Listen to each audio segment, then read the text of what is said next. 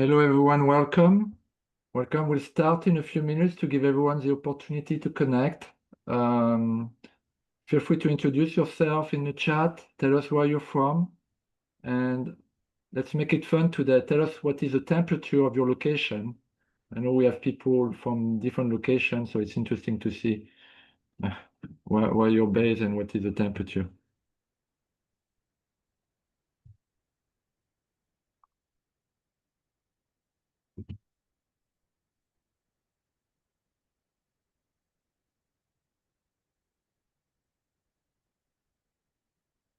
What's it like in France there, Cedric? It's 18 degrees Celsius.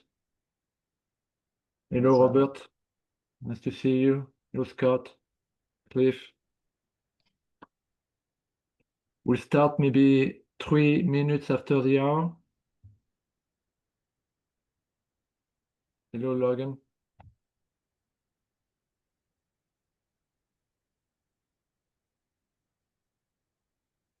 Hi, Tracy. Hi, Anna.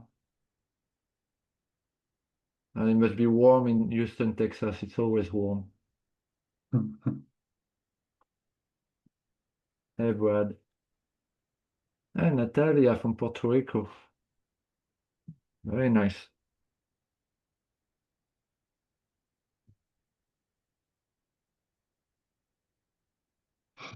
We'll start in 1 minute. So you know this webinar session is being recorded, and we will share the recording after the webinar to all the attendees.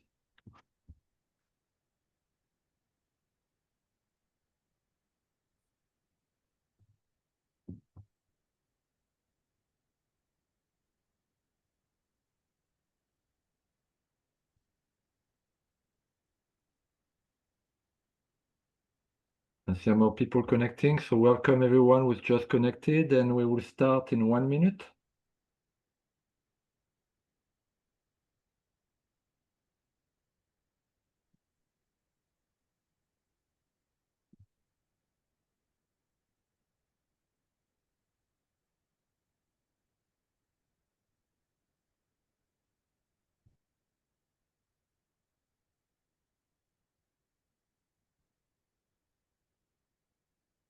Very good.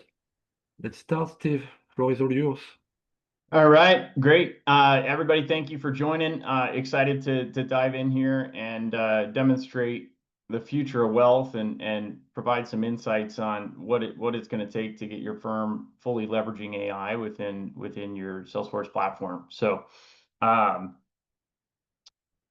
my name is Steve Miksta. I'm the CEO and founder of Oppty, and I've been spent the last 7 years working with wealth management institutions in streamlining organizational productivity, and in most instances being able to double their production through the ability to leverage technology more effectively. And we do that through aligning people and now AI, right, in intentionally focusing on the outcomes that we're trying to create within the business, and then influencing that behavior through technology to produce those. And what we've realized is that it's the ability to identify outcomes and stay focused on influencing the behavior that will produce them. Like, that's what creates a new reality, right? Not technology. It's focus. So as we dive in, before we get started, just real quick, we'll have a couple poll questions throughout, but want to just get an understanding of where your firm is at in your current use of AI. Thank you, Steve. And we'll give everyone the opportunity to answer. We'll wait 1 minute. There's a lot of movement in those responses, and then we'll share the results for everyone benefits after 1 minute. So 40 seconds to go.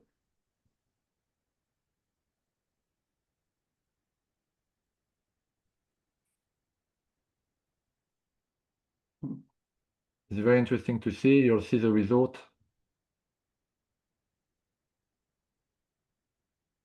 soon. You got 20 more seconds. It's still moving. People are still responding.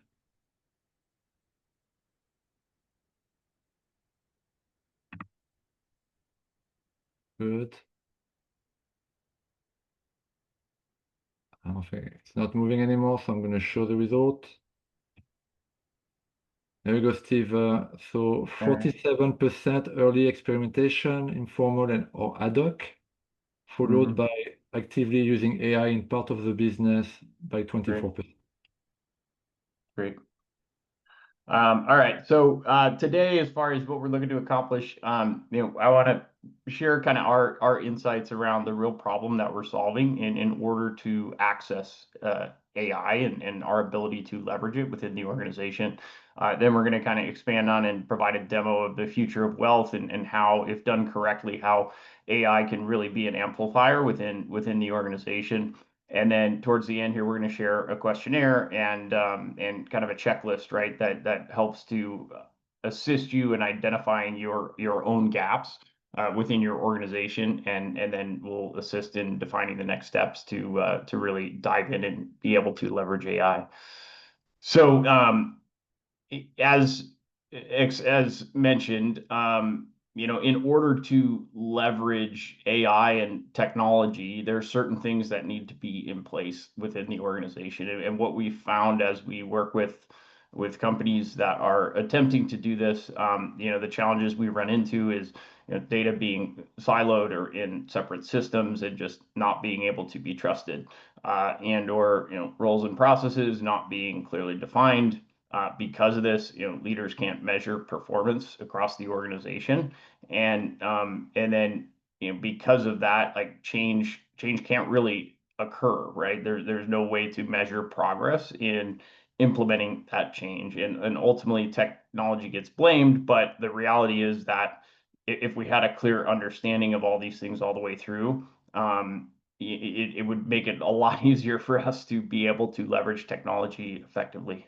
And so a model that we've kind of looked at as we work with organizations is getting them to understand that hierarchy for AI readiness. So if you look at this is very similar to the individual hierarchy of needs, right? What we need as individuals to realize our highest level of achievements, right? And the same thing applies within an organization. So as we look at this, thinking about this in terms of data and alignment, right, within the organization. So at the very bottom of this, when we look at survival, there's core data that needs to be in place in order for us to truly leverage AI. So information around, our products, the institutions or custodians that we sell those products to, the rep codes that our advisors have with those various institutions, like those are the things that keep us in business. But that data needs to be in place in order to truly leverage the AI, on top of those core elements. Moving up to security, clearly understanding the roles and systems, right, that our people are going to operate in. How are we going to leverage AI in the organization is very much dependent on where people are in the system and what their role is within the organization. So those two core elements really provide the foundation for AI to bring value to the organization, right? And these top three levels is where AI ultimately emerges, right, through shared meaning and understanding of what's happening in your business and how can AI support your organization in leveraging technology to to bring real value, right? So in that belonging space, right, is ensuring that, like, yes, we have roles defined, but how is each individual aligned with throughout the organization, right, in performing the behavior that will actually produce the results. And the coordination of those roles together and figuring out how can AI be leveraged to support each role, is what really brings the value to using the technology. Stepping up to the esteem, how can we now become more intentional in leveraging the AI within the organization? So being able to get clarity on the results we're trying to produce and how we're going to leverage AI to enable people to do more meaningful and productive work. And then obviously at the top there, just really taking this to a whole new level of shaping the market and defining the future for your organization, right? As you progress up these stairs within the organization, you really learn to embrace and leverage AI within your organization. So this is kind of a quick checklist here. We'll have a more in-depth one that we'll share with you, but just kind of going through and we'll have a poll question after this, just asking where you're at with your maturity of your organization, like how prepared you are for leveraging AI. But reading through these questions, and Cedric, if you want to share that poll, but just trying to get a real assessment of how ready your firm is to truly leverage AI.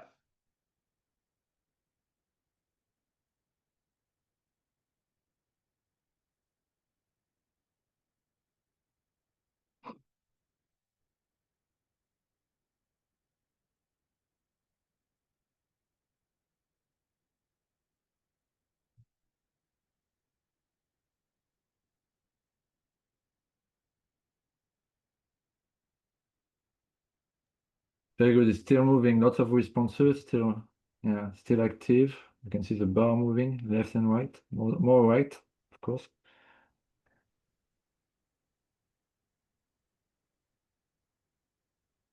Mm-hmm. 10 more seconds. Let's see. Going to stop moving, so I'm going to show the results. Here we go, Steve. Okay. Yeah, so the majority is a little ready, which is fair. That's this AI has come on very quickly. So, I don't think any of us were ready for what this was capable of doing, but we got a good chunk and mostly ready, and then small percentage and 100% ready and not ready at all. So, all right, so let's move on and kind of provide a demo, around just as we ascend that staircase, right, and being able to leverage AI within the business, it starts at that base level, right? Until we have our products and financial accounts and all of that data truly structured in a way where AI can create value or identify, generate insights around that information. That's a core piece of it. The next piece is then, establishing roles, right, and coordinating people throughout the organization. So in this demo, we're going to introduce Anna and Joy.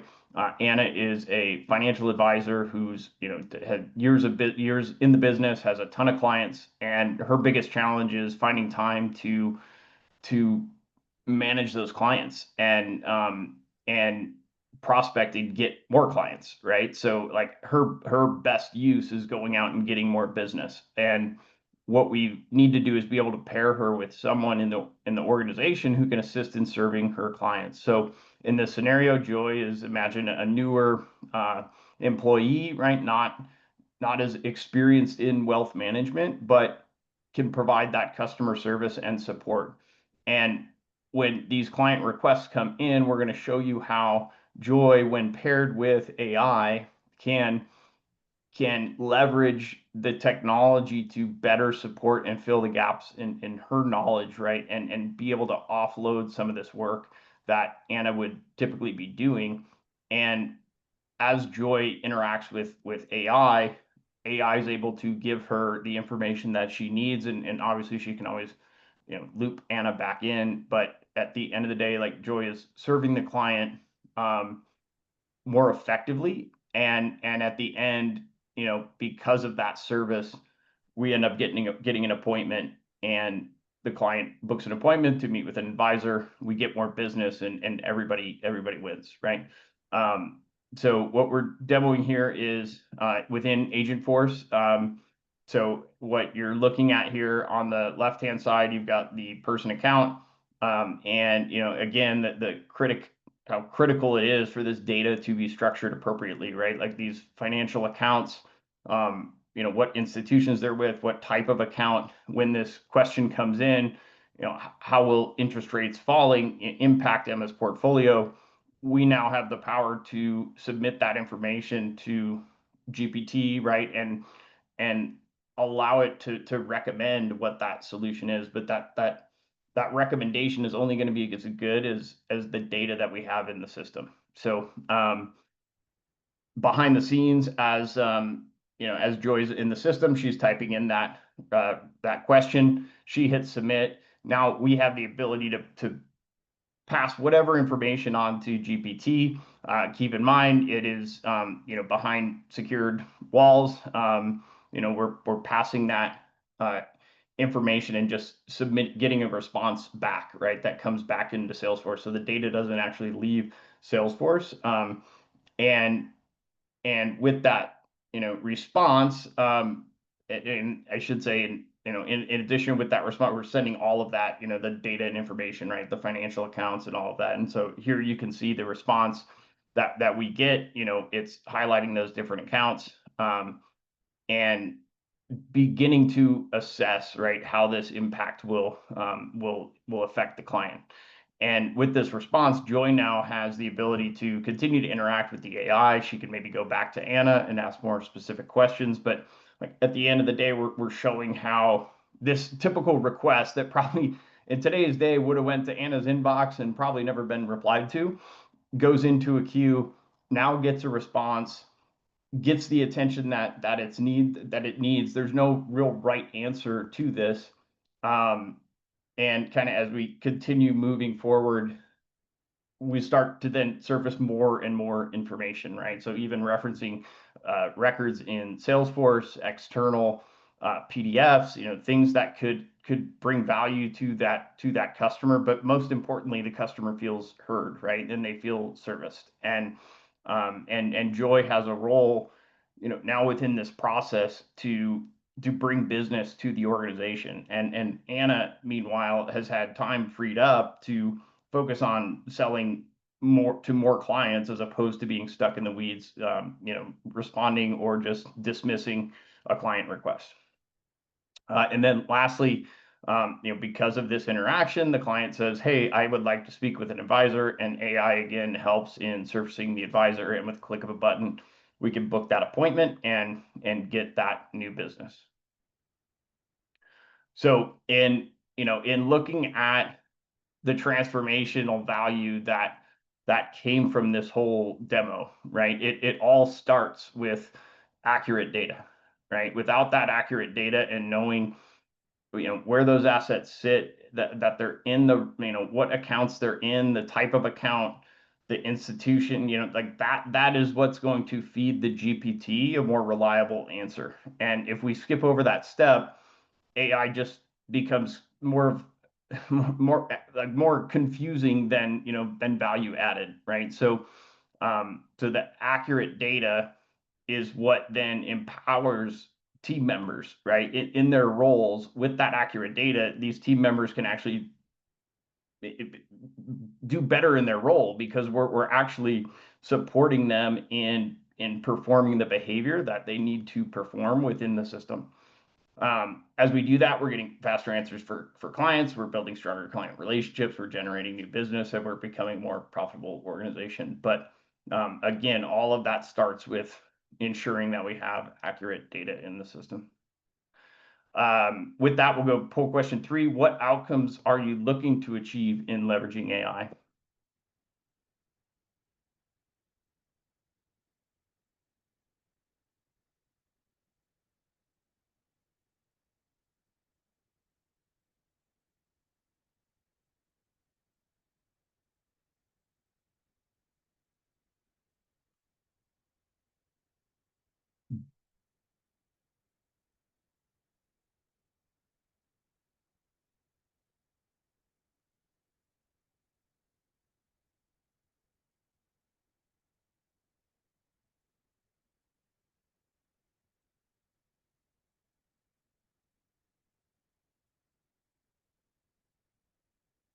Probably looks like that first probably Yeah, 2, 3. I think I messed up the setup of the poll. Sorry, everybody. The first answer is actually the question. All good. Yeah.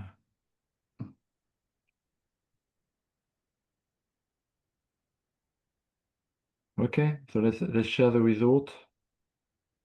So by 45% streamline operation and reduce error, followed by 40% drive business growth and profitability. Cool.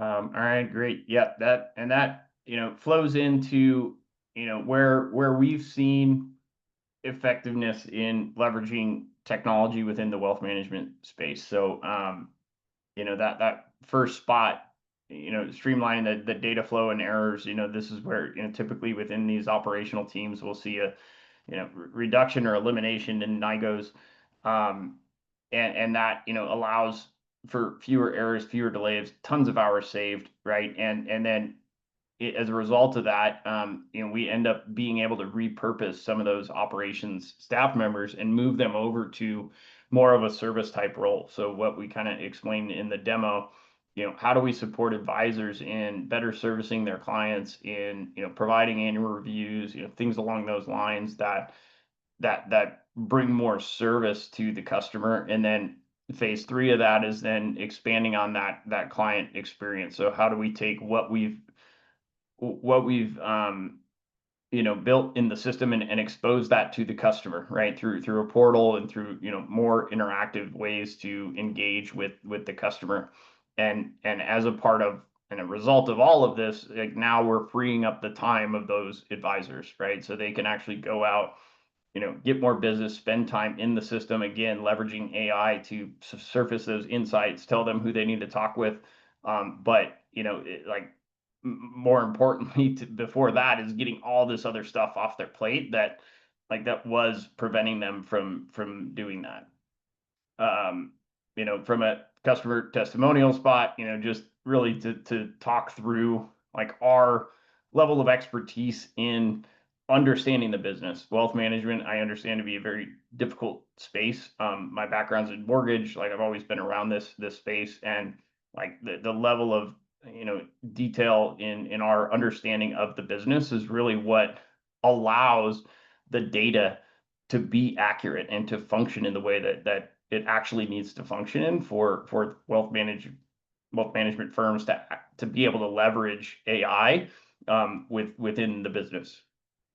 So we do have, if you want to scan this QR code, Cedric, if you want to put in the URL here for this too, but this just really is a health assessment on your organization, and a lot of this comes around like the questions around the data and like process structure side, right? So just assisting in helping to identify these gaps at that base foundational layer that is so critical for being able to leverage AI within the organization. So we're continuing to evolve this, but we hope that this is helpful in identifying those gaps, and then as you fill this out, or regardless, we're more than happy to have a strategy call to review this, and that kind of gets into our fourth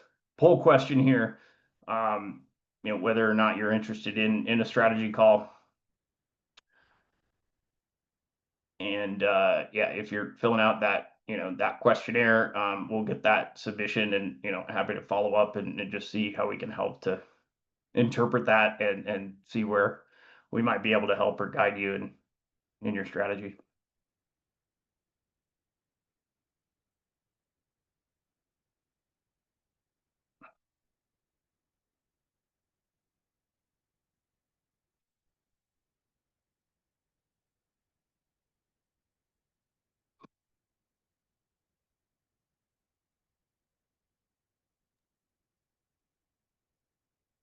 Oh, it's still moving. Huh? Okay.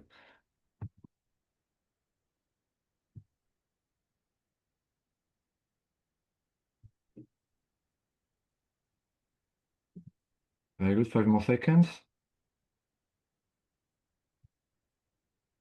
There we go. They show the result. It was very tight. 42% said yes in the audience.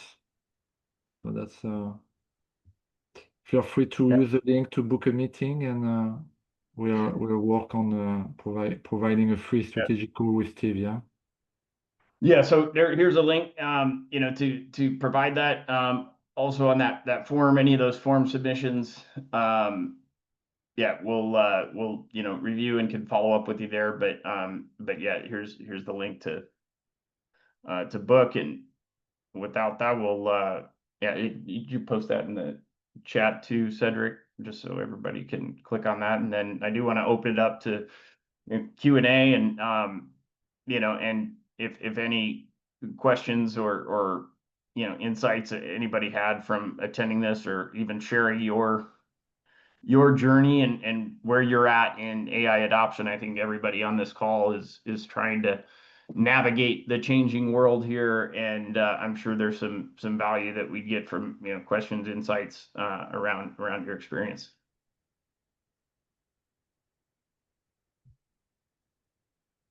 Were there questions throughout the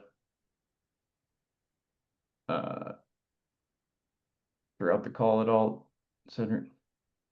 Yes, with just a message from Bruce saying he's learning about AI slowly but surely, and he would like to be totally functional as soon as possible. So it's not that slowly. There's a anonymous attendee question. How do you govern the GenAI application against various risks like hallucinations, etc.? Do you have a way to test the agents and monitor them before and after making it available in production? So yes, absolutely. And if you're familiar with, Salesforce, Agentforce, there's, like, all of that is testable. And I think with all of AI, it's a matter of, like, those same risks apply, right? There's always the hallucination, factor that's there. So that's a matter of, I mean, number one, having good data, right? But then, training those responses. So, being able to guide the agent and really ground your prompt in the real data that exists in the organization. So, I think all of this is where there's a big just learning curve around how to ground these agents in reality and train them on providing insights that assist your users. And the big problem that we see is it's impossible to ground an AI in reality if you as a business owner don't understand your reality. So this again is where the data becomes so critical to knowing how many clients do you have? How many of those are in process? What products do you sell? What products are you selling? What products aren't you selling? All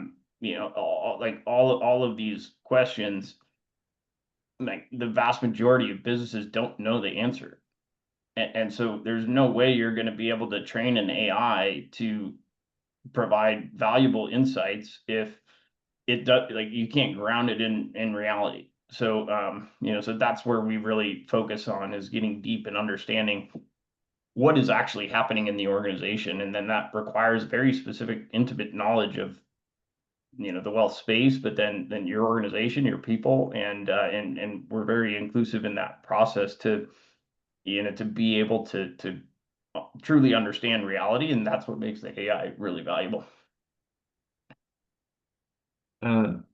Yeah, another question is, does Agentforce provide an API to run batch tests and queries?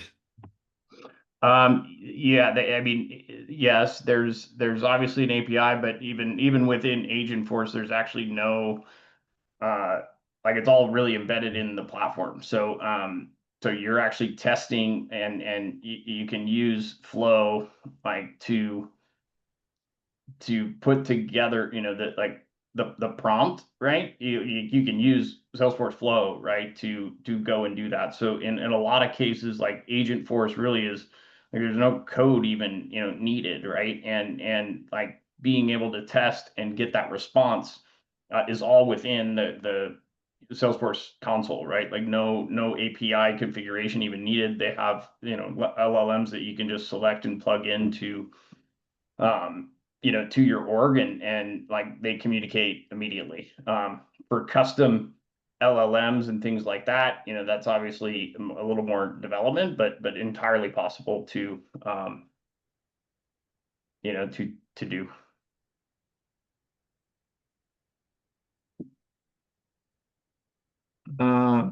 Steve, there's an issue with your calendar. The link is, I think it's fully booked for the next 3 months, so people cannot book meeting.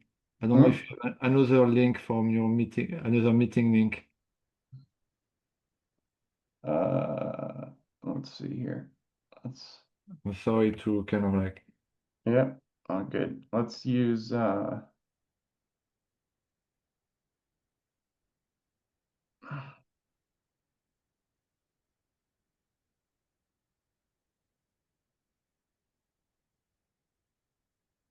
here, we can use this.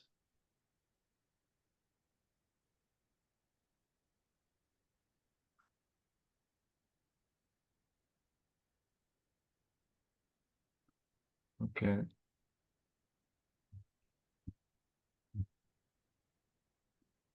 Okay, guys, you can use this link here to book meetings. The good thing is that nobody was able to book meetings, so you have first choice now.